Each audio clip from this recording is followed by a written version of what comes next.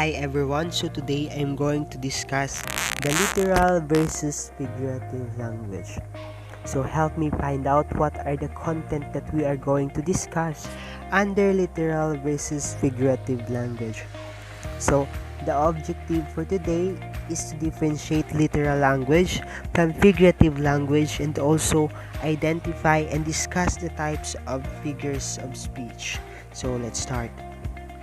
So as I said, here is the content that we are going to tackle. So the literal versus figurative language, the types of figurative language which are simile, metaphor, personification, hyperbole, and the symbol. So, but first, let's start discussing the literal language. So literal language. Literal language is used to mean exactly what is written or spoken. You make no comparison, and you do not exaggerate or understate the situation. So, for example, it was raining a lot, so I rode the bus. Okay, next is the figurative language. So, in figurative language, you don't say exactly what you mean. You do compare, exaggerate, and understate the situation. Also, you use similes, metaphors, personification, hyperboles, and other figures of speech to make your writing or speaking more exciting. So here is the example. It's raining cats and dogs.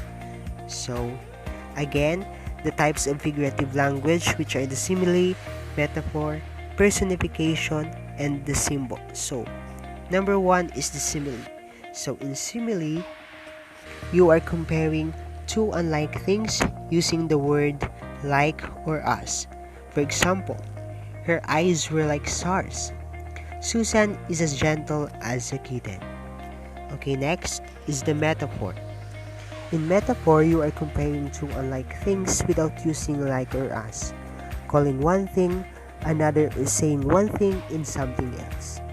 For example, he is a lion when he fight. Her eyes were sparkling emeralds. And the last one, my love is a red rose. Moving on to the personification.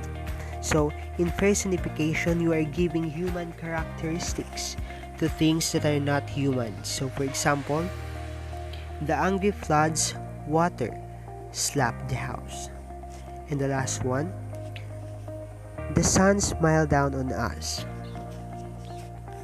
Okay, next is the hyperbole. So in hyperbole, exaggerated statements or claims not meant to be taken literally. For example, I'm so hungry, I could eat a horse. Number 2, my feet are killing me. And the last one, the plane ride took forever.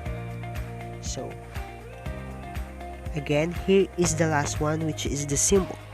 So symbol is defined as something that stands for something else, often representing an abstract idea.